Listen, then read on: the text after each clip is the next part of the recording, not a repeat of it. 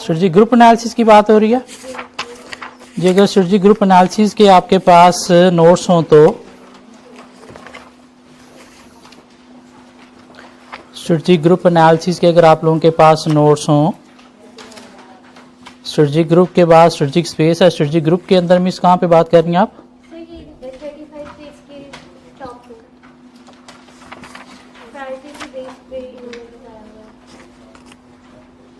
Market segmentation या strategy group analysis दिखाइएगा।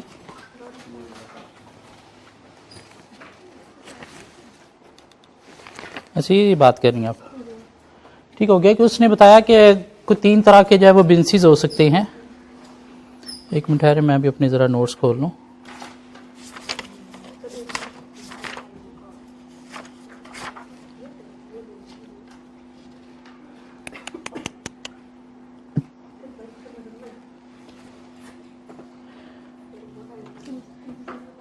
जी page 35 पे पर आप लोग आए। पेज 35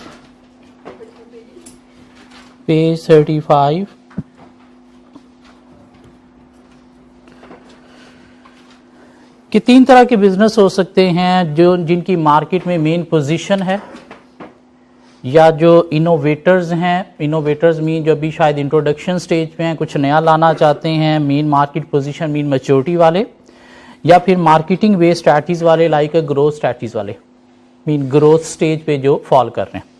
मीन पहला जो मेन मार्केट पोजीशन है वो कौन है? मैच्योरिटी फेज वाले, इनोवेटर्स इंट्रोडक्शन फेज वाले, लाइफ साइकिल के अकॉर्डिंगली देखा जाए तो मार्केटिंग बेस्ड स्ट्रैटेजीज वाले मीन ग्रोथ स्टेज वाले। अब इनकी प्रायोरिटीज क्या हो सकती हैं? जो main market position mean maturity stage पे हैं तो वहां पे क्रिटिकल सक्सेस फैक्टर आपने पढ़ा था, क्या था? Economies of scale. तो मेन प्रायोरिटी उनकी क्या होगी? Cost reduction. हमें क्या करना है? इकोनॉमीज ऑफ स्केल के थ्रू कॉस्ट रिडक्शन करके लो प्राइस चार्ज करके कस्टमर को मेंटेन रखना है, मैच्योरिटी फेज वाले। सेकंड प्रायोरिटी उनकी क्या हो सकती है? Short lead time for delivery के कस्टमर को हमने क्या करना है? प्रोडक्ट फौरी डिलीवर करनी है। कभी आपको मैकडॉनल्ड में जाने का इत्तेफाक हुआ हो? वहां पे इस चीज के ऊपर बहुत ज्यादा फोकस किया जाता है कि कस्टमर के ऑर्डर से लेकर उसको प्रोडक्ट डिलीवर करने का जो टाइम है वो हमने कम से कम रखना है। मीन स्टाफ को इस चीज़ पे बोनस पे किए जाते हैं कि अगर आप पहले से ये टाइम रिड्यूस करोगे तो आपको बोनस ज़्यादा मिलेगा। स्पेशली उनके अगर आप ड्राइव थ्रू पे चले जाओ तो वहाँ पे बहुत क्विक सर्विसेज वो प्रोवाइड करते हैं as compare to other KFC या हार्डीज़। उन पे चले जाओ तो उतने क्विक नहीं है जितने मैकडॉनल्ड वाले क्विक हैं। क्यों? उनकी प्रायोरिटी है कि हमें क्या करना है? लीड टाइम जो है मीन कस्टमर तक जो प्रोडक्ट की डिलीवरी है वो हमने क्विकली परफॉर्म करनी है, फिर जाके पोजीशन क्या रहेगी? मेंटेन रहेगी। हाँ, थर्ड प्रायोरिटी उनकी क्या हो सकती है? कि हमें क्वालिटी को भी मेंटेन करना है।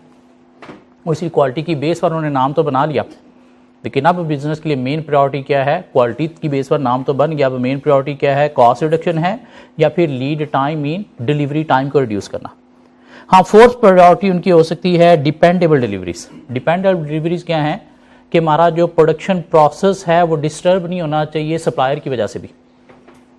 मीन डिलीवरीज हम कहाँ से लेते हैं? सप्लायर से भी। सप्लायर से ऑन टाइम मिलेगी तो प्रोडक्शन ऑन टाइम होगी, प्रोडक्शन ऑन टाइम होगी तो आगे अल्टीमेटली कस्टमर को भी ऑन टाइम डिलीवर करने के काबिल बनेंगे। तो ये जो हमारी डिलीवरीज डिपेंड कर रही है किसी और के ऊपर, हमने वो चीज़ भी देखनी है कि वो भी क्विक बनानी है। मीन एक main market position maturity stage वाले बिजनेस की प्रायोरिटीज क्या हो सकती हैं? कि पहले हमें कॉस्ट रिडक्शन को फोकस करना है, मीन ये ज़्यादा प्रायोरिटी है। उसके बाद lead time mean customer delivery time को कम करना है। उसके बाद क्वालिटी को भी हमने मेंटेन करना है। और उसके बाद डिपेंडेबल डिलीवरीज मीन डिलीवरीज किसी और पे डिपेंड कर रही हैं तो उस सोर्स को भी हमने मेंटेन करना है। हाँ, एक दूसरा बिजनेस जो इनोवेटर है, इनोवेटर बोले तो इंट्रोडक्शन स्टेज वाला है। जो इंट्रोडक्शन स्टेज पे वो बिजनेस होते हैं जो नई इनोवेशन के थ्रू मार्केट में एंटर हो रहे होते हैं। क्योंकि अगर इनोवेशन नहीं है तो फिर मार्केट में एंटर नहीं होना आपके लिए ईजी, क्यों? आप फेल हो जाओगे। उसकी मेन प्रायोरिटी क्या हो सकती है? Consistent quality. हमें मेन किस चीज़ पे फोकस करना है?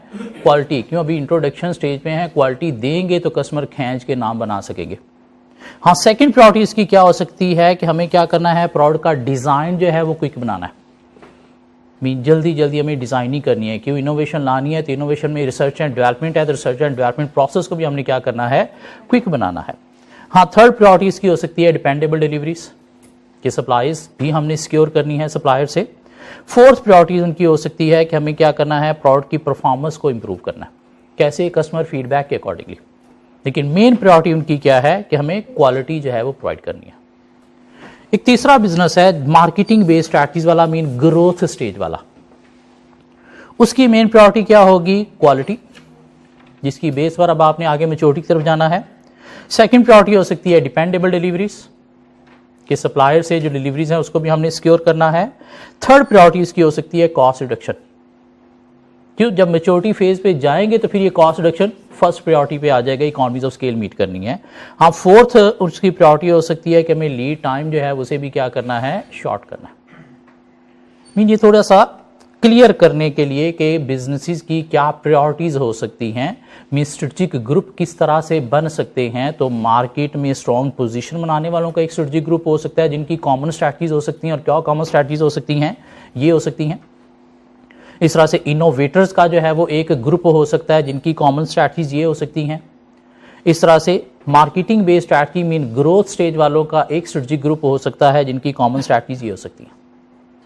Mean strategic group mean common strategies बनाने वाले बिजनेस का ग्रुप, उसे हम नाम देते हैं स्ट्रेटेजिक ग्रुप का। हाँ, वो साइज वाइज भी हो सकती हैं या लाइफ साइकिल की स्टेजेस वाइज भी ग्रुप बन सकते हैं। हाँ, उनकी क्या प्रायोरिटीज हो सकती हैं, क्या कॉमन स्ट्रैटेजीज हो सकती हैं, वो थोड़ा सा एक्सप्लेन करने की कोशिश की गई है। मेनली यहाँ से नॉलेज बेस्ड कोई रटा बेस्ड क्वेश्चन एग्जामिनर टेस्ट कर सकते हैं। क्या प्रायोरिटीज लिखें एक ऐसे बिजनेस की जो मार्केट में स्ट्रॉन्ग पोजीशन रखता है, और इसकी प्रायोरिटीज को कंपेयर करें with N innovator business. Priority की सीक्वेंस आपने यही याद करनी है। मीन इसको एक छोटा सा रटा लगाना है कि मेन मार्केट पोजीशन बिजनेस जो है उसकी मेन प्रायोरिटी क्या है, कॉस्ट रिडक्शन। सेकंड पे शॉर्ट डिलीवरी टाइम या लीड टाइम। थर्ड पे मेंटेनिंग क्वालिटी। और फोर्थ पे डिपेंडेबल डिलीवरीज। ये मैच्योरिटी स्टेज है। इनोवेटर इंट्रोडक्शन स्टेज है। मीन एक बिजनेस नया नया मार्केट में एंटर हुआ है तो उसकी मेन प्रायोरिटी क्या होगी, क्वालिटी, या R&D का टाइम जो है वो शॉर्ट करना, या क्या हो सकता है डिपेंडेबल डिलीवरीज, या क्या हो सकता है प्रोडक्ट की परफॉर्मेंस जो है वो भी according to customer feedback improve करना। क्यों इंप्रूव करेंगे तो आगे बढ़ेंगे, क्वालिटी देंगे तो आगे बढ़ेंगे। कस्टमर क्वालिटी की बेस पर ही आएगा, नई इनोवेशन की बेस पर ही आएगा। हम marketing strategy base mean growth stage वाले बिजनेस की प्रायोरिटी क्या हो सकती है, quality, dependable deliveries, cost reduction third number पे, और लीड टाइम को शॉर्ट करना फोर्थ नंबर पे। जी, और अगर आप लोगों ने कोई चीज पढ़ने की कोशिश की हो, टाइप्स ऑफ मार्केट इंडस्ट्रीज आपने पढ़ा था एक टॉपिक, टाइप्स ऑफ इंडस्ट्रीज। उसके बिल्कुल नीचे एक छोटा सा टॉपिक था कन्वर्जेंस। ये क्या था कि जब एक इंडस्ट्री के बिजनेस किसी दूसरी इंडस्ट्री की प्रोडक्ट भी प्रोवाइड करना शुरू कर दे तो ये क्या है, कन्वर्जेंस। मीन दो इंडस्ट्रीज की प्रोडक्ट एक ही इंडस्ट्री में मिल रही हैं अब, ये क्या है, convergence. Like telecommunication, mobile phone, इसी के अंदर ही इंटरनेट भी आ गया, इसी के अंदर ही अब टीवी इंडस्ट्री जो है वो भी इंक्लूड होती चली जा रही है। ये क्या है, कन्वर्जेंस है। इसी के अंदर ही अब फोटोग्राफी इंडस्ट्री भी इंक्लूड होती चली जा रही है। क्यों, अब कंज्यूमर को क्या चाहिए, मोबाइल नहीं, मेनली उसको उसके अंदर शायद कुछ को सिर्फ कैमरा ही चाहिए। इसका कैमरा अच्छा है इसलिए मैंने ये कंपनी का मोबाइल लेना है। ले क्या रहा है, मोबाइल, लेकिन चाह क्या रहा है उसके अंदर, कैमरा। तो भाई तो कैमरा ले ले जाके, लेकिन नहीं, वो एक ही प्रोडक्ट से अपनी दोनों जरूरतें पूरी करना चाहता है। तो ये क्या है, कन्वर्जेंस। कन्वर्जेंस दो तरह की होती है, demand led and supply led. Demand led, consumer की डिमांड के अकॉर्डिंगली जो कन्वर्जेंस हुई है, जो मोबाइल के अंदर कैमरा की हुई है, फोटोग्राफी इंडस्ट्री की हुई है। सप्लाई लेड, जो सप्लायर ने प्रोवाइड किया, लाइक मोबाइल के अंदर आपको क्या कर दिया है, इंटरनेट भी प्रोवाइड कर दिया। क्या ख्याल है? तो दो तरह की कन्वर्जेंस होती है, डिमांड लेड मीन कंज्यूमर के अकॉर्डिंगली जो कंज्यूमर चाहता है कि एक ही इंडस्ट्री में अदर इंडस्ट्री की प्रोडक्ट भी मुझे मिलनी चाहिए, और सप्लाई लेड जो सप्लायर ने जो है वो प्रोवाइड की है ताकि कंज्यूमर को हर तरह की चीजें मिलनी चाहिए, वैरायटी मिलनी चाहिए। इसके अलावा कल तक जो हमने पढ़ा उसमें कोई मसले मसाइल अगर आप लोगों ने जाके पढ़ा हो तो क्या चीज़ 4 multiply by 4 wheels 4 wheel drive बोलते हैं। मीन गाड़ियां जो नॉर्मली होती है ना छोटी गाड़ियां, इनके सिर्फ आगे वाले फ्रंट 2 व्हील्स जो इंजन के साथ कनेक्ट होते हैं। मीन पूरी गाड़ी वो 2 फ्रंट वाले व्हील से जोर पकड़ते हुए चलती है। मीन पिछले व्हील इंजन के साथ कनेक्ट नहीं होते, अगले पिछलों को भी चला रहे होते हैं। ये क्या है? 2 व्हील ड्राइव। 4 व्हील ड्राइव क्या है? ऐसी गाड़ी जिसके चारों के चारों टायर्स जो हैं वो इंजन के साथ कनेक्ट होते हैं, और जब चारों कनेक्ट होते हैं तो अल्टीमेटली गाड़ी ज़्यादा पावरफुल होती है, पहाड़ों पे भी चढ़ाई जा सकती है। हाँ, 2 व्हील ड्राइव पहाड़ों पे नहीं चढ़ाई जा सकती। क्यों? सिर्फ आगे वाले 2 व्हील स्ट्रॉन्ग हैं, पीछे वाले व्हील स्ट्रॉन्ग नहीं है। 2 व्हील ड्राइव या 4 व्हील ड्राइव, ये सेगमेंटेशन में शायद पढ़ा होगा कि मार्केट कार इंडस्ट्री ने सेगमेंट कैसे बनाए हैं। मार्केट सेगमेंटेशन में एक लाइन थी, business entity might try to sell its products to all customers in market. हाँ, मतलब ये क्या है? ये सेगमेंट नहीं है। मतलब अगर कंपनी क्या कर रही है, हर तरह के कस्टमर को टारगेट कर रही है तो सेगमेंटेशन नहीं है। सेगमेंटेशन क्या है कि जहां पे आप ऑल टाइप ऑफ कस्टमर नहीं, किसी स्पेसिफिक कस्टमर को टारगेट कर रहे हो, किसी स्पेसिफिक रीजन के कस्टमर को टारगेट कर रहे हो, किसी स्पेसिफिक टाइप के कस्टमर को टारगेट कर रहे हो, तो ये सेगमेंटेशन है। ठीक हो गया? लाइक पीएसओ की उसने एग्जांपल दे दी कि पीएसओ क्या कर रहा है? पेट्रोल बेच रहा है। किसको? सारी दुनिया को, हर तरह के कस्टमर को, बाइक चलाने वाले को भी, गाड़ी चलाने वाले को भी, ट्रक चलाने वाले को भी। तो ये क्या है? सेगमेंटेशन ही है। सेगमेंटेशन क्या है कि जहां पे आप एक पर्टिकुलर टाइप ऑफ कस्टमर को टारगेट कर रहे हो। स्ट्रेटेजिक स्पेस क्या है? मार्केट के अंदर अगर कहीं पे कोई स्ट्रेटेजिक ग्रुप एग्जिस्ट नहीं करता तो ये स्ट्रेटेजिक स्पेस है। अब इसका सेगमेंटेशन के साथ क्या ताल्लुक है कि आप मार्केट को सेगमेंट में डिवाइड करके, डिफरेंट सेगमेंट में डिवाइड करके देखते हो कि अगर किसी सेगमेंट में कोई बिजनेस ऑपरेट नहीं कर रहा तो उसे भी हम क्या नाम देंगे? Strategic space. Mean strategic space को यूज कैसे किया जा सकता है? मार्केट सेगमेंटेशन के थ्रू।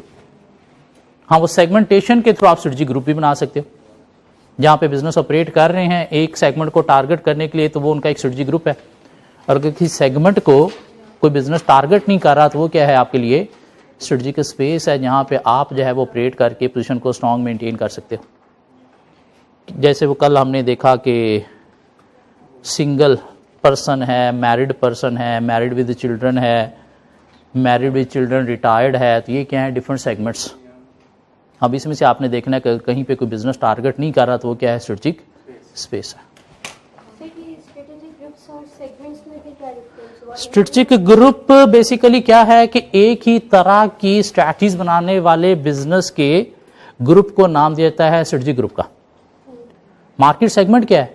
एक पर्टिकुलर टाइप ऑफ कस्टमर है। ठीक हो गया? अब मार्केट के आपने 5 सेगमेंट बना लिए। अब उसमें हो सकता है कुछ स्ट्रेटेजिक ग्रुप एग्जिस्ट करते हैं, मीन 2-3 सेगमेंट को टारगेट करते हुए कुछ बिजनेस एग्जिस्ट करते हैं, और किसी सेगमेंट को अगर टारगेट नहीं कर रहे तो फिर क्या है? स्ट्रेटेजिक स्पेस है। मीन स्ट्रेटेजिक स्पेस है क्या? कि वो स्पेस है, वो खाली जगह है जहां पे कोई स्ट्रेटेजिक ग्रुप एग्जिस्ट नहीं करता, या जहां पे कोई भी बिजनेस जो है वो टारगेट नहीं कर रहा, तो वो क्या है? स्ट्रेटेजिक स्पेस है। जी, लेक्चर नंबर क्या है हमारा? 24।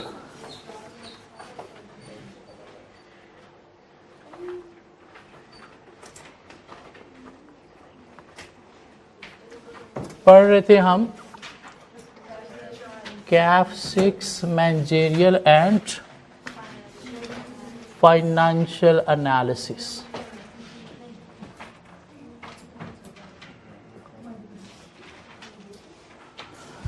अभी तक जो चीजें हमने कवर की हैं, स्टार्ट किया हमने पेस्टल से, तो 2-3 क्वेश्चंस हम इसके ऊपर कवर कर चुके हैं। उसके बाद हम चले गए पोर्टर्स ऑफ 5 फोर्सेस में। उसके बाद हमने कवर किया पोर्टर्स वैल्यू चेन। उसके बाद हमने कवर किया लाइफ साइकिल मॉडल। फिर हमने कवर किया रिजर्व्स मॉडल। फिर हमने कवर किया स्वॉट। क्वेश्चन 1 to क्वेश्चन 10 हमारा सारा यही एरिया था। ठीक हो गया? मीन स्ट्रेटेजिक एनालिसिस का एरिया हमारा। उसके बाद हम चले गए आगे एथिक्स में, तो हमने कवर किया codes of ethics, AAA model, टक्कर मॉडल, और कुछ 4-5 क्वेश्चंस हमने इस एरिया के ऊपर भी कवर कर लिया। और ये वो एरिया था जहाँ पे हमारे पास नोट्स में रिटर्न मटीरियल कोई नहीं था। क्या ख्याल, ऐसी बात थी? हमने बोर्ड पे ही कॉन्सेप्ट लिया और आज हम इस काबिल हैं कि इसमें से कोई भी एरिया अगर एग्जामिनर स्ट्रेट फॉरवर्ड एक्सप्लेन करने के लिए भी कह दे तो हम बता सकते हैं, अगर कॉन्सेप्ट है, ये चीज़ क्यों है, ये पता है। तो मेनली यहाँ से क्या होगा, सिनेरियो बेस्ड क्वेश्चन ही टेस्ट होगा। मेन नॉलेज आपको सिनेरियो पे अप्लाई करना होगा, ठीक हो गया। तो इसलिए इतने रटे शटे लगाने की यहाँ पे ज़रूरत नहीं थी। रटा क्या लगाना था, ये 5 प्राइमरी एक्टिविटीज़, 4 सेकेंडरी एक्टिविटीज़ के नाम क्या है, रटा क्या लगाना था, ये पोर्टर 5 फोर्सेस हैं क्या, ठीक हो गया। ये हमने कवर किया। उसके बाद हम चले गए पोर्टफोलियो मैनेजमेंट में, और वहाँ पे हमने कवर किया BCG मैट्रिक्स। और अगेन यहाँ पे भी हमारे पास रिटर्न मटेरियल कुछ नहीं था। बोर्ड पे हमने एक डब्बा डिस्कस किया, नहीं 4 डब्बा डिस्कस किए, और उसके ऊपर हमने कोई 2-3 क्वेश्चन अप्लाई कर दिए, ठीक हो गया। उसके बाद हम चले गए आगे इम्पैक्ट ऑफ टेक्नोलॉजी कि पेस्टल में से जो टेक्नोलॉजिकल फैक्टर था उसको हमने पकड़ा और उसकी डिटेल में चले गए कि इम्पैक्ट ऑफ टेक्नोलॉजी क्या है ऑन वर्किंग मेथड्स। तो जस्ट 3 पॉइंट थे। ऑन प्रोडक्ट्स या सर्विसेज, तो वो क्या थे, कुछ 3 वर्ड्स थे। और स्ट्रक्चर एंड स्ट्रैटेजी, तो स्ट्रक्चर एंड स्ट्रैटेजी में हमने कुछ छोटे छोटे टॉपिक्स जो है वो कवर कर लिए। क्या कवर कर लिया हमने, उसके अंदर डाउन साइजिंग कवर कर लिया। डाउन साइजिंग का मतलब क्या है, डी लेयरिंग कवर कर लिया। आउटसोर्सिंग हमने एक टॉपिक कवर कर लिया, साथ हमने आउटसोर्सिंग की एग्जांपल, आउटसोर्सिंग के एडवांटेज, आउटसोर्सिंग के डिसएडवांटेज भी कवर कर लिया। उसके बाद हम वर्चुअल ऑर्गेनाइजेशन कवर कर लिया। इसके अलावा हमने रीस्ट्रक्चरिंग कवर कर लिया। इसके अलावा हमने ऑनलाइन सोशल मीडिया कवर कर लिया। एक टर्म हमने बिग डेटा क्या है उसका मतलब देख लिया, और आर्टिफिशियल इंटेलिजेंस क्या है वो भी हमने कवर कर लिया।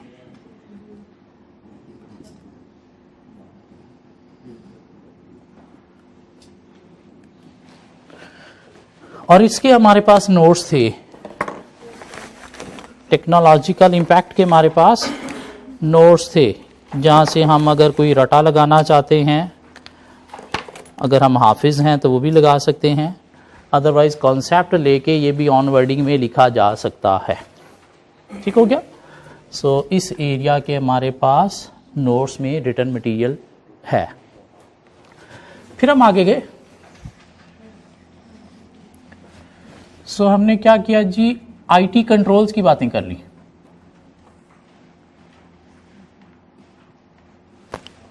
जनरल आईटी कंट्रोल, एप्लीकेशन और प्रोसेसिंग कंट्रोल। फिर हमने कवर किया तो थोड़ी सी हमने बातें कर ली, गोल, ऑब्जेक्टिव, मिशन क्या है।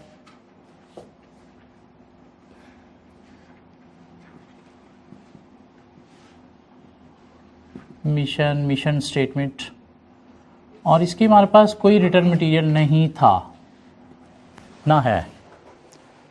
ऑन जनरल बोर्ड पे हमने छोटे छोटे कॉन्सेप्ट कवर किए, कोई रटा शटा यहाँ पे लगाने की ज़रूरत नहीं है। क्यों, ये टॉपिक्स हमारे सिलेबस के अंदर एज सच टेस्टेड नहीं हैं, लेकिन वर्ड्स यूज़ होते हैं तो वो हमने क्लियर कर लिया कि मिशन, गोल, ऑब्जेक्टिव, विजन होते क्या क्या है।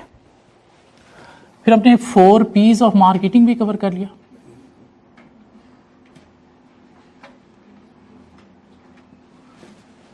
और इसका शायद कोई रिटर्न मटेरियल भी आपको आज अवेलेबल हो जाएगा। या हो चुका है ग्रुप के अंदर। ठीक हो गया, सॉफ्ट फॉर्म में अवेलेबल आपको हो चुका है। इसके अलावा हमने कवर किया स्ट्रेटजिक ग्रुप एनालिसिस,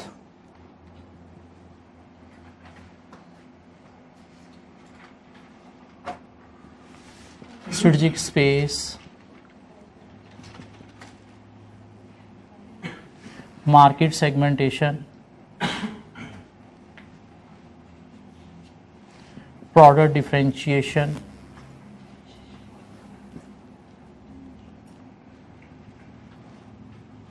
कैसे कैसे प्रोडक्ट डिफरेंशिएशन हो सकती है, मीन आपकी प्रोडक्ट कंपैक्टर से डिफरेंट कैसे कैसे हो सकती है, क्वालिटी की बेस पर हो सकती है, डिज़ाइन की बेस पर हो सकती है, प्राइस की बेस पर हो सकती है। क्वालिटी की बेस पर हो सकती है, डिज़ाइन की बेस पर हो सकती है, या प्राइस अगर कंपैरेटर की निस्बत आप थोड़ी सी कम चार्ज कर रहे हो तो फिर भी क्या आपकी प्रोडक्ट डिफरेंट है। इसके अलावा और कोई चीज़ हमने कवर की हो। पोर्टर जेनेरिक स्ट्रैटेजीज में हमने कॉस्ट लीडरशिप कवर कर लिया,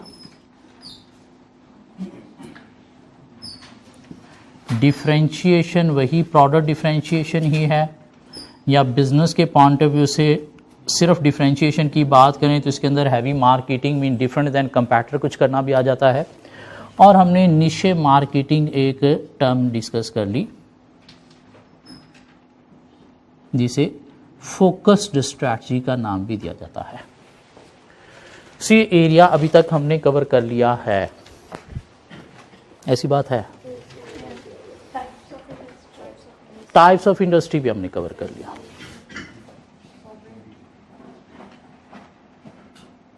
कितनी इंडस्ट्री की टाइप्स थी, कौन कौन सी? फ्रेगमेंटेड, एमर्जिंग, मैच्योर, डिक्लाइनिंग और ग्लोबल। ठीक हो गया, इनकी एग्जांपल्स भी हमने कवर कर ली। और हमने कन्वर्जेंस भी कवर कर लिया। यहां पे लिख दो कन्वर्जेंस। कन्वर्जेंस दो तरह की होती है, डिमांड लेड और सप्लाई लेड। और हमने एक टॉपिक कॉबिट भी कवर कर लिया था, COBIT stands for control objective for information and related technologies. क्या है कॉबिट? एक फ्रेमवर्क, किस लिए? आईटी सिस्टम की गवर्नेंस और कंट्रोल के लिए एक फ्रेमवर्क है। बंदे का सर आ गया, सर काट दें, थोड़ा सा यूं नीचे हो ना, ना पाँव आगे करो, वो जैसे लेटने वाले स्टाइल में नहीं बैठते, आधे ऊपर आधे नीचे।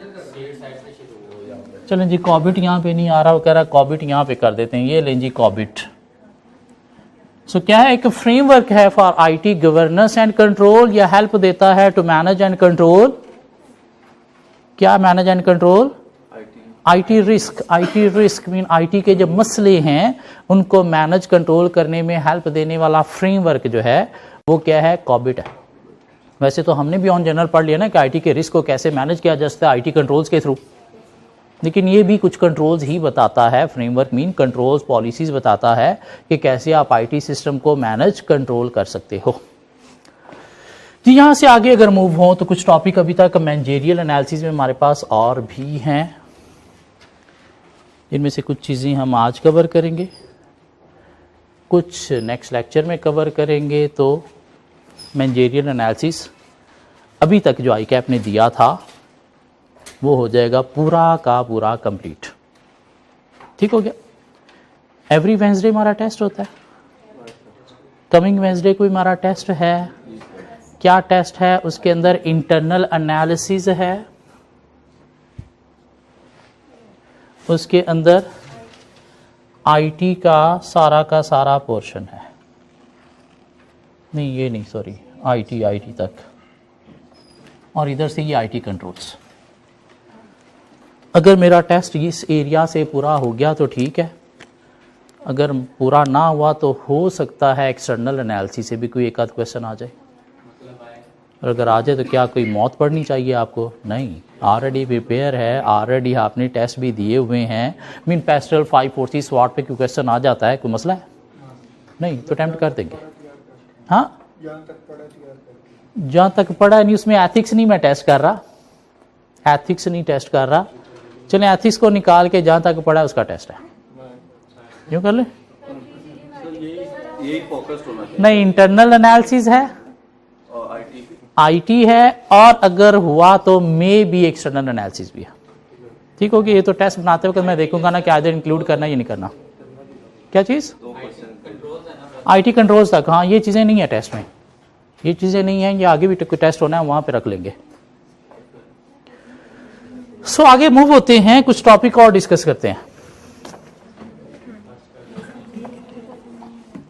कोई नोट्स आप लोगों को मिले हैं शायद।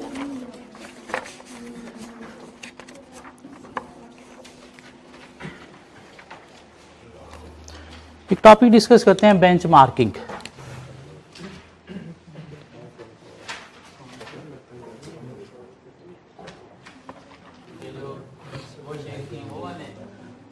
सुबह नहीं, रात को शेयर किए थे। 12/9 पे सुबह हुए थे।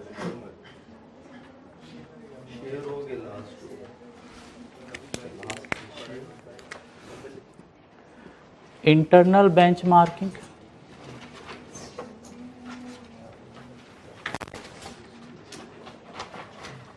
competitive benchmarking,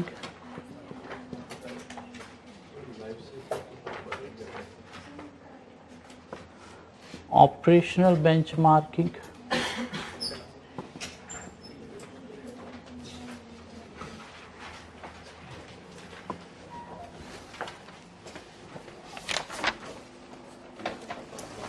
customer benchmarking।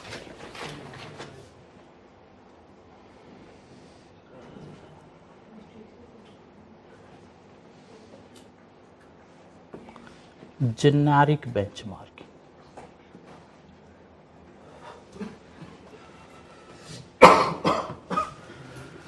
Benchmarking क्या है? एक परफॉर्मेंस मेजरमेंट टेक्निक है। बेंचमार्किंग क्या है? परफॉर्मेंस मेजरमेंट टेक्निक है, जिसमें हम अपनी परफॉर्मेंस को मेजर करते हैं। कैसे? Bye comparing with others. Mean दूसरों की परफॉर्मेंस के साथ अपनी परफॉर्मेंस को कंपेयर करके हम अपनी परफॉर्मेंस को मेजर करते हैं। इस टेक्निक को क्या नाम दिया जाता है? बेंचमार्किंग। और इसी दूसरों के साथ जब कंपेयर करेंगे तो दूसरे गंदे के साथ नहीं, दूसरे बेस्ट के साथ जब अपनी परफॉर्मेंस कंपेयर करेंगे तो ये क्या है? बेंचमार्किंग। ठीक हो गया। कुछ 4 तरह की है हमारी बुक कहती है, लेकिन कोई 5वीं भी है।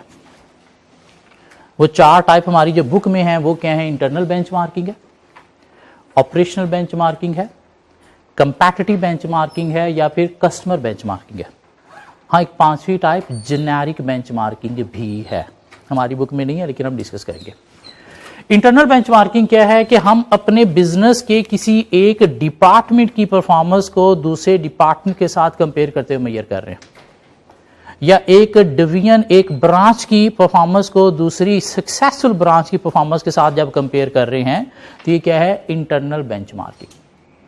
मीन हमारी कोई 10 ब्रांचेस हैं तो हमने हर ब्रांच की परफॉर्मेंस को मेजर करना है। कैसे मेजर करना है? जो सक्सेसफुल ब्रांच है, जिसके रिजल्ट सबसे अच्छे हैं, उसके साथ कंपेयर करते हुए कि उसमें ऐसा क्या अच्छा है जो इस ब्रांच के अंदर नहीं है, ताकि वो अच्छा हम यहाँ पे ला के इसको भी क्या करें? सक्सेसफुल बना सकें। तो विद इन द बिजनेस जो है, एक डिपार्टमेंट की दूसरे डिपार्टमेंट के साथ, एक ब्रांच की दूसरी ब्रांच के साथ, इसे क्या नाम देंगे? इंटरनल बेंचमार्किंग का। ऑपरेशनल बेंचमार्किंग क्या है कि अपने किसी एक बिजनेस ऑपरेशन की परफॉर्मेंस को मेजर करना है। कैसे मेजर करना है? With operation of other business.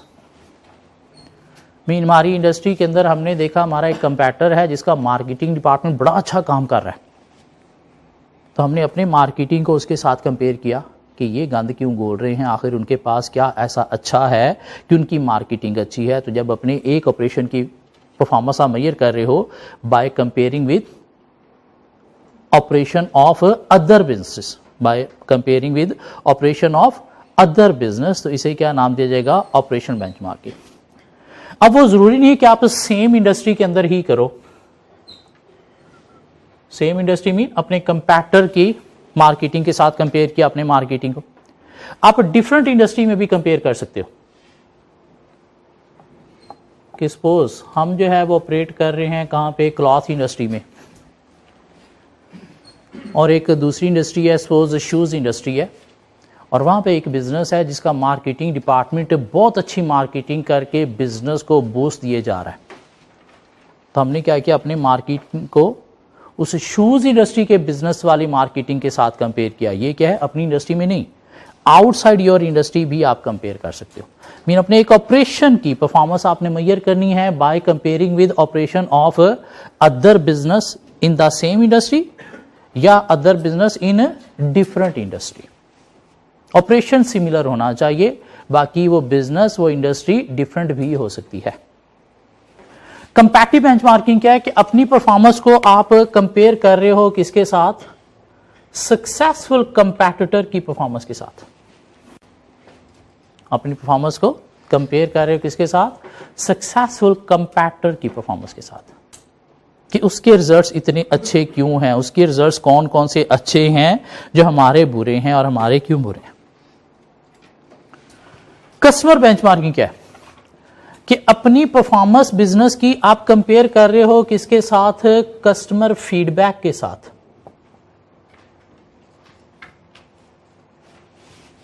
कि कस्टमर जो चाहता है, कस्टमर जो विशेस करता है, क्या वो हम मीट कर रहे हैं या नहीं कर रहे। क्यों, अगर कर रहे हैं तो परफॉर्मेंस अच्छी है, अगर नहीं कर रहे तो कस्टमर परफॉर्मेंस क्या है, बुरी है। मीन कस्टमर फीडबैक जो हमें दे रहा है उसके साथ कंपेयर कर रहे हैं हम अपनी परफॉर्मेंस को, क्या इधर वो feedback as compare to previous improve हो रहा है, दिस मीन हमारी परफॉर्मेंस अच्छी है। नहीं इंप्रूव हो रहा तो हमारी परफॉर्मेंस अच्छी नहीं है।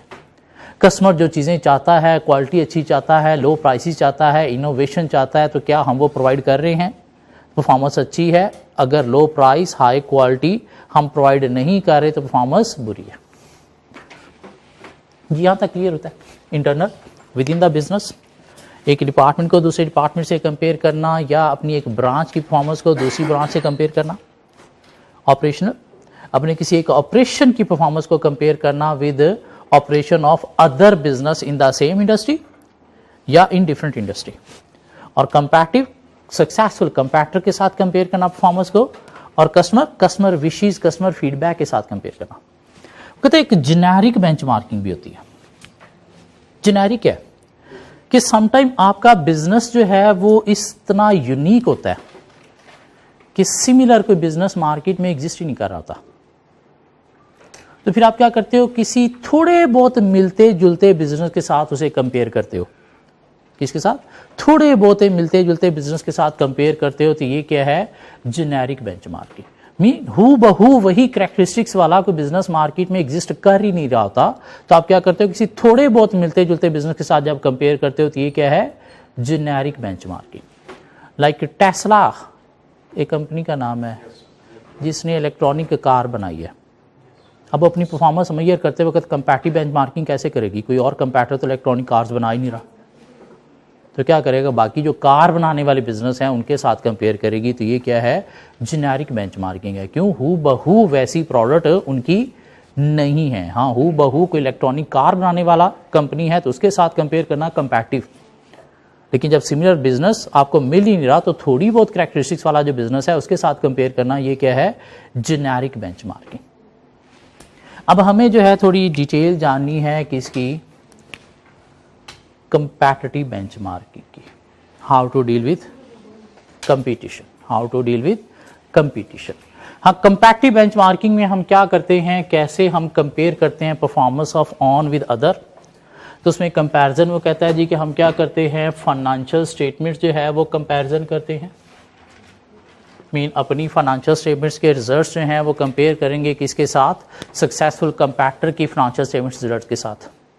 देखेंगे कि आइदर उसके रिजल्ट्स अच्छे हैं या हमारे अच्छे हैं। लेकिन वो रिजल्ट्स कंपेयर करते वक्त समटाइम कुछ फिगर, सिर्फ फिगर से कंपेयर करने से उतना अच्छा आइडिया नहीं मिलता जितना अच्छा आइडिया हमें रेशियोज जो हैं वो कंपेयर करके मिलता है। कौन कौन सी रेशियोज हो सकती हैं, सेल ग्रोथ हो सकती है, उसकी सेल ग्रोथ निकालेंगे, अपनी सेल ग्रोथ निकालेंगे। क्यों, किसी भी कंपनी की फाइनेंशियल स्टेटमेंट्स उठाएं तो उसके साथ करंट ईयर के साथ प्रीवियस ईयर की फिगर्स भी होती हैं। क्या ख्याल है, तो क्या करेंगे हम, उसकी सेल ग्रोथ देखेंगे as compare to previous year कितनी है, और अपनी देखेंगे कि आइदर उसकी ज़्यादा है या हमारी कम ज़्यादा है। इसके अलावा हम क्या कंपेयर कर सकते हैं, जीपी मार्जिन कंपेयर कर सकते हैं कि फिक्स कॉस्ट को कौन ज़्यादा अच्छा मैनेज कर रहा है। जीपी मार्जिन ज़्यादा होने का मतलब क्या है कि आप फिक्स कॉस्ट को ज़्यादा अच्छी तरह से मैनेज कर रहे हो। इसके अलावा क्या देखेंगे, प्रॉफिट मार्जिन देखेंगे। जितना ज़्यादा अच्छा है दिस मीन उतना ही ज़्यादा आप ऑपरेटिंग एक्सपेंसेस को मैनेज कर रहे हो, कंट्रोल कर रहे हो। इसके अलावा क्या हो सकता है, return on capital employed, Ross, return on capital employed, FR1 पढ़ा हुआ है आप लोगों ने, वहाँ पे शायद ये आपने रेशियो एनालिसिस पढ़ा होगा। क्या होती है रिटर्न ऑन कैपिटल एम्प्लॉयड, कैसे निकाली जाती है, PBIT, profit before interest and tax divided by capital employed. Capital employed बोले तो equity plus long term liabilities या total assets minus current liabilities. Capital employed ऐसे आता है ना, into 100। जितनी ज्यादा हो as compare to previous year, this mean आपकी एसेट यूटिलाइजेशन अच्छी हो रही है। क्यों, आपका कैपिटल है वो कहां पे लगा हुआ है, एसेट में। तो इसका इंप्रूव होने का मतलब क्या है कि एसेट यूटिलाइज ज्यादा अच्छे हो रहे हैं, मीन एसेट से आप क्या कर रहे हो, ज्यादा बेनिफिट ले रहे हो। तो आपने देखना है इधर हमारी ये अच्छी है या कंपैरेटर की अच्छी है।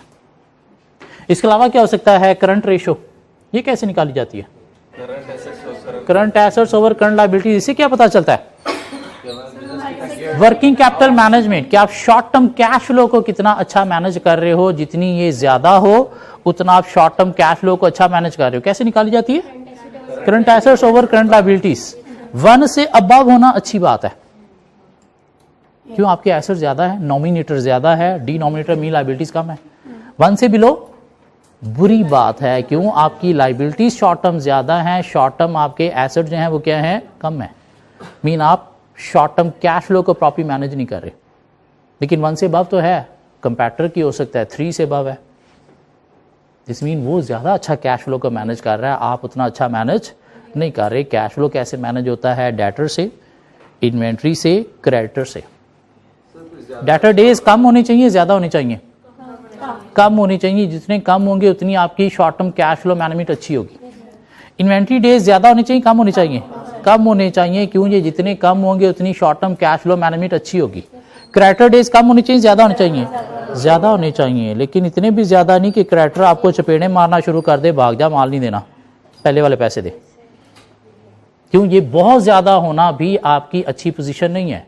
क्यों, बहुत ज्यादा कब होगी, जब आपके पास पैसा ही नहीं है उसे पे करने के लिए। तो अगर उसे पे नहीं करोगे लॉन्गर पीरियड तक तो वो आपको डिलीवरीज देना बंद कर देगा, उससे भी बिजनेस अफेक्ट होगा। तो एक लिमिट तक जो है वो ज्यादा होना जरूरी है। ठीक हो गया। इसके अलावा क्या रेशियोज हो सकती हैं, गियरिंग रेशो। गियरिंग क्या होती है, डेट ओवर इक्विटी। गियरिंग क्या होती है, डेट ओवर इक्विटी, जो बताती है कि आपकी कंपनी आइदर हाई रिस्की है या लो रिस्की है। अगर डेट ज्यादा है, इक्विटी कम है, दिस मीन गियरिंग हाई होगी। क्या ख्याल है, डेट ज्यादा है, इक्विटी कम है, तो दिस मीन गियरिंग हाई होगी। और जितनी हाई है उतनी कंपनी हाई रिस्की है, नियर टू इंसॉल्वेंसी है। जितनी कम होगी उतनी अच्छी है कि कंपनी लेस रिस्की है। कंपनी क्या है, लेस रिस्की है। क्यों, अगर हमें कहीं से भी कोई लोन शोन की जरूरत पड़ती है तो हम इजीली अवेल कर सकते हैं। क्यों, हमारी गियरिंग क्या है, लो है। इवन इक्विटी के थ्रू भी हम पैसा जनरेट कर सकते हैं। क्यों, गियरिंग क्या है, लो है। ऐसा बिजनेस जिसकी गियरिंग हाई होती है, इन हाई रिस्की होती है, उसमें ना तो इन्वेस्टर इन्वेस्टमेंट करता है, ना ही उसमें बैंक लोन देता है। क्यों, आपके तो ऑलरेडी डेट बहुत ज्यादा है इक्विटी से, मीन आप ऑलरेडी बहुत ज्यादा रिस्की हो। क्यों, बैंक को भी खतरा होता है कि पता नहीं पैसे मिलेंगे या नहीं मिलेंगे। सो ये क्या है, हमने कंपैरेटिव बेंचमार्किंग कैसे करनी है। तो कैसे करनी है, फाइनेंशियल स्टेटमेंट को कंपेयर करना है, रेशो कंपैरिजन करना है, कौन कौन सी ये कुछ रेशो कंपेयर की जा सकती हैं। और हमने क्या करना है, अगर कहीं पे रिजल्ट्स डाउन जा रहे हैं तो हमने रीजंस देखनी है, रीजन फॉर डिफरेंसेस। कि अगर कंपैरेटर की कोई रेशो अच्छी है तो क्यों अच्छी है, हमारी कोई बुरी है तो क्यों बुरी है, उसकी रीजंस क्या हो सकती हैं, वो हमने देखनी है कहाँ पे, कंपैरेटिव बेंचमार्किंग में। इसके अलावा हमने क्या देखना होता है, हमने कंपेयर करना होता है अपनी products with comparator products and services. Mean comparative benchmarking है क्या, सक्सेसफुल कंपैक्टर के साथ अपनी परफॉर्मेंस को कंपेयर करना। क्या कंपेयर करना, फाइनेंशियल स्टेटमेंट्स रिजल्ट्स को कंपेयर करना, फाइनेंशियल रेशियोज जो हैं वो अपनी कंप्यूट करके कंपैक्टर के साथ कंपेयर करना, और अगर किसी रेशियो में वो अच्छा है हम बुरे हैं तो उसकी रीजंस देखना, और क्या करना, अपनी प्रोडक्ट्स या सर्विसेज जो हैं उसको कंपेयर करना, और क्या करना, कंपैरिजन, और क्या करना, टॉक करना, कंसल्ट करना, किस चीज को, विद कंपैटिटर्स कस्टमर, कि अगर कहीं से हमें कोई कस्टमर ऐसे मिल गया जो कंपैक्टर से गुड्स या सर्विसेज लेता है तो उससे कंसल्ट करना कि भाई उसकी प्रोडक्ट सर्विसेज में ऐसी क्या बात है जो हमारे पास नहीं है, ताकि वो कस्टमर फीडबैक के अकॉर्डिंगली वो चीज़ हम भी इंप्रूव कर सके। तो कंपैक्टर के कस्टमर को कंसल्ट करना, ये भी क्या है, कंपैरेटिव बेंचमार्किंग। इसके अलावा क्या कंपेयर करना, सेल प्राइस जो है वो कंपेयर करना अपनी किसके साथ, कंपैक्टर के साथ। क्यों, अगर हम दोनों चीज़ें सेम बना रहे हैं, सेम क्वालिटी की बना रहे हैं, और उसकी प्राइस अगर कम है तो परफॉर्मेंस किसकी अच्छी होगी, हमारी या उसकी, उसकी। क्यों, वो कस्टमर ज़्यादा खींच के ले जाएगा ड्यू टू कॉस्ट लीडरशिप। तो ये कंपेयर करके देखना क्या हम उतना मीट कर सकते हैं, अगर नहीं मीट कर सकते तो वो कैसे मीट कर रहा है, उसकी रीज़न देखना। हो सकता है वो टेक्नोलॉजी के थ्रू या लार्ज स्केल प्रोडक्शन के through economies of scale meet कर रहा है, या कॉस्ट लीडरशिप पे चल रहा है। और अगर हम कॉस्ट लीडरशिप पे नहीं चलेंगे तो हमारा बिजनेस परफॉर्मेंस अच्छी नहीं होगी। सो बेंचमार्किंग क्या है, a technique to measure performance by comparing with others. एक टेक्निक है to measure performance by comparing with others. कुछ 4 टाइप की है, internal benchmarking, operational benchmarking, comparative benchmarking और कस्टमर बेंचमार्किंग। हाँ, एक जेनेरिक भी है। कंपैरेटिव बेंचमार्किंग क्या है, comparison of our financial statement results with successful competitor, comparison of financial ratios like sale growth, GP margin, profit margin, return on capital employed, current ratio, gearing, और भी so many ratios हैं, लेकिन main ये हैं। इसके अलावा क्या है, रीज़न फॉर डिफरेंसेस हाईलाइट करना।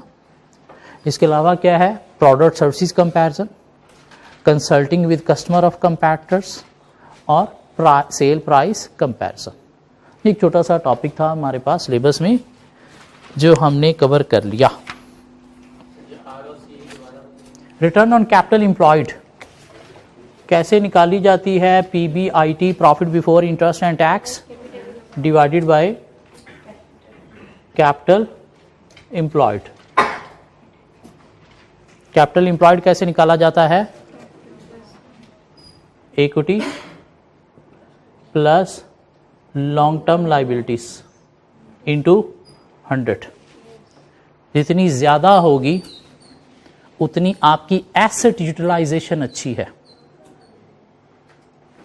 क्यों, ये जो कैपिटल आपने एम्प्लॉय किया है किस में किया है, एसेट में ना, तो उससे आपको प्रॉफिट ज़्यादा जनरेट हो रहा है। दिस मीन ज़्यादा है तो अच्छी है कि एसेट यूटिलाइजेशन आपकी अच्छी है। कम होने का मतलब क्या है कि आपने जो कैपिटल लगाया उसे रिटर्न नहीं आ रहा, मीन आपकी एसेट यूटिलाइजेशन क्या है, कम है, मीन आप उन्हें प्रॉपर्ली यूटिलाइज नहीं कर रहे। ठीक हो, कंपैक्टर की अच्छी है, दिस मीन उसकी परफॉर्मेंस अच्छी है। क्यों, उसकी एसेट यूटिलाइजेशन अच्छी है। हमारी अच्छी है कंपैक्टर से तो हमारी परफॉर्मेंस अच्छी है। क्यों, हम कंपैक्टर से ज़्यादा अच्छा अपने एसेट्स को यूटिलाइज कर रहे हैं। चलिए आगे। हमने कहीं पे पोर्टर्स वैल्यू चेन एक टॉपिक पढ़ा था। क्यों पढ़ा था, स्ट्रेंथ वीकनेसेस को आइडेंटिफाई करने के लिए।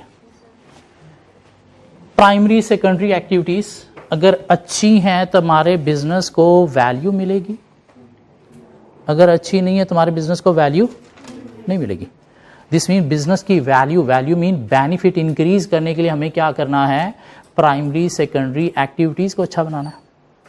क्या कहना, वो कहता है कुछ और भी वेज हैं वैल्यू एडिशन के, मीन बिजनेस में वैल्यू कैसे कैसे ऐड की जा सकती है, तो उसके कुछ वेज हैं। छोटा सा टॉपिक है, वेज फॉर एडिंग वैल्यूज।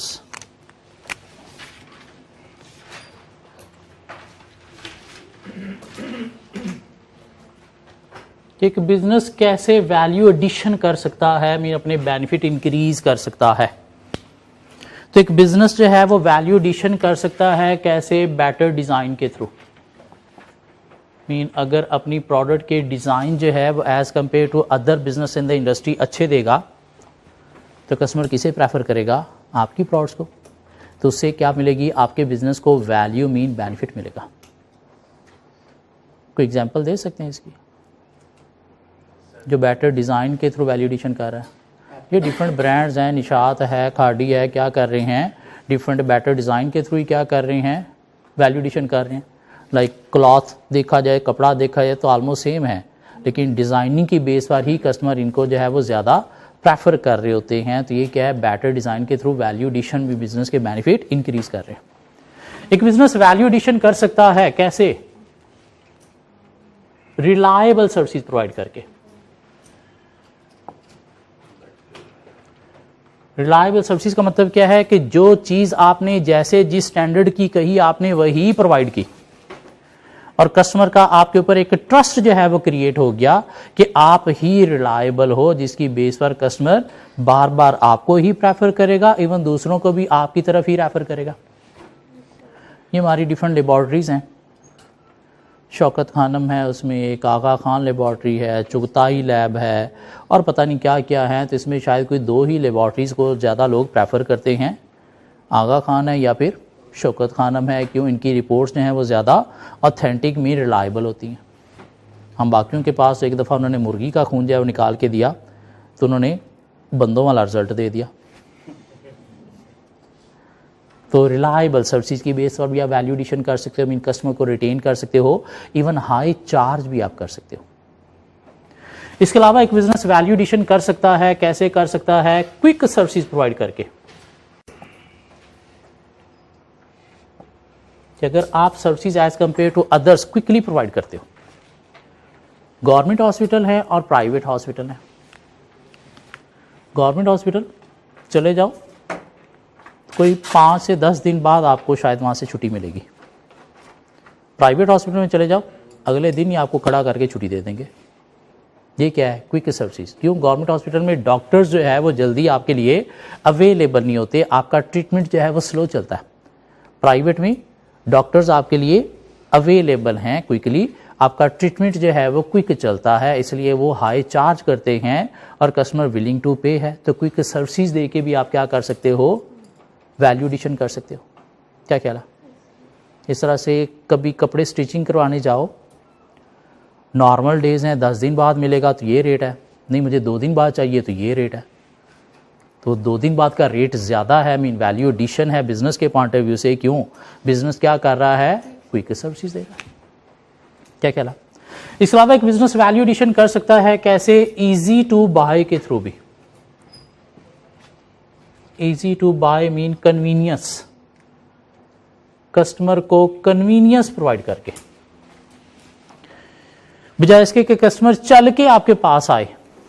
अगर आपने कस्टमर को फ़ोन ऑर्डर की फैसिलिटी दी हुई है या वेबसाइट ऑर्डर की फैसिलिटी दी हुई है, तो ये क्या है, इजी टू बाय या कन्वीनियंस, जिसके थ्रू आप वैल्यू एडिशन कर सकते हो। मीन उन एरिया से भी कस्टमर को टारगेट कर सकते हो जहां पे आपका बिजनेस अवेलेबल नहीं है, या कस्टमर के लिए आपके पास चल के आना जो है वो इजीली नहीं पॉसिबल है। तो ये क्या है, इजी टू बाय या कस्टमर को कन्वीनियंस प्रोवाइड करके भी एक बिजनेस वैल्यू एडिशन कर सकता है। एक बिजनेस वैल्यू एडिशन कर सकता है कैसे, थ्रू ब्रांड रिकॉग्निशन भी।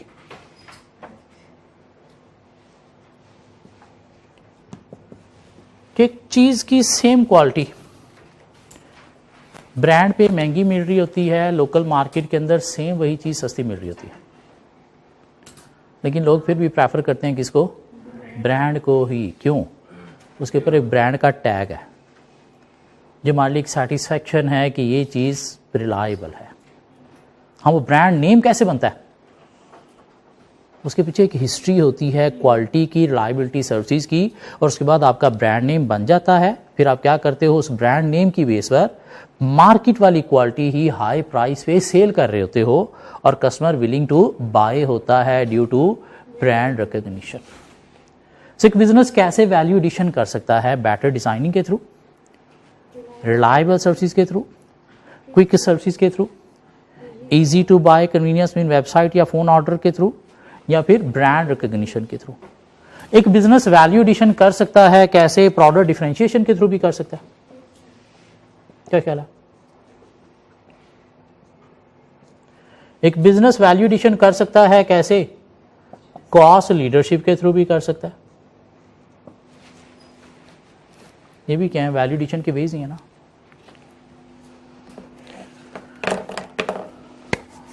सो आज की वैक्सीन पूरी होगी। कुछ टॉपिक्स और रह गए हैं मैनेजरियल एनालिसिस में, होपफुली नेक्स्ट क्लास में हम कंप्लीट कर देंगे। ठीक हो गया? कोई टेंशन, कोई मसले मसाइल कि हमारे पास बुक नहीं है, कोई ऐसा मसला तो नहीं है? आपके पास सॉफ्ट में बुक है, हार्ड में फ़ोटो कापियर से अवेलेबल है। क्या ख्याल है? हमारे पास पास पेपर नहीं है, ऐसा कोई मसला तो नहीं है? नहीं, हमारे पास अभी तक हम कोई 16 क्वेश्चन नोट्स में कवर कर चुके हैं, कोई 6 क्वेश्चन आप लोग टेस्ट में कवर करके 22 क्वेश्चन अभी तक कवर कर चुके हो, और आज हमारा लेक्चर नंबर 24 है। तो पास पेपर का इशू भी नहीं है, बुक का इशू भी नहीं है। हाँ, आपको डेली क्लास में आना है और क्लास के अलावा 1.5 घंटा पढ़ने का अपना टाइम टेबल सेट करना है।